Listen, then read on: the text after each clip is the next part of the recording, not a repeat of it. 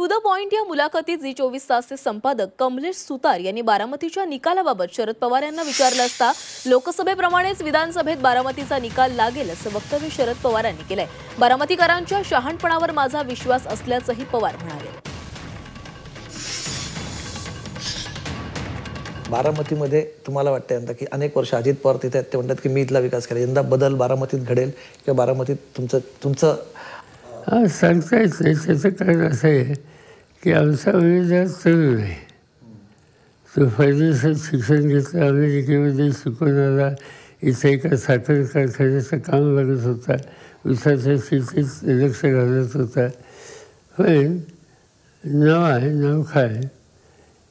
आणि दुसऱ्या बाजूने गेल्या 6-7 निवडणुका सतत जिंकणारे, 4 वेळेला महाराष्ट्राचे उपमुख्यमंत्री झालेले, आधी महाराष्ट्राचे उपमुख्यमंत्री, एक पक्ष आम्ही लोकांनी उभा केला तर सर्व पक्ष घेऊन गेले, त्या पक्षाचे ते नेते आहेत आणि पक्षाचे नेते राज्याचे उपमुख्यमंत्री यांच्याशीच निवडणुकीचे ह्या संघर्ष हा काही सोपा नाही आहे।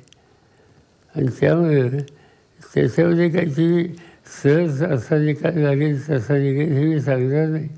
पण माझा बारामतीच्या लोकांचा विश्वास आहे। मागच्या निवडणुकीमध्ये लोकसभेला ही स्थिती होती, पण तरी लोकांनी जवळपास 1.5 लाख मतांनी सोशल निवडून दिलं।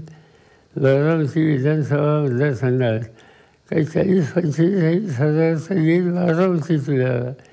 याचा अर्थ लोक योग्य विचार करतात, त्यांच्यावर माझा, त्यांच्या शहाणपणावर माझा पूर्ण विश्वास आहे।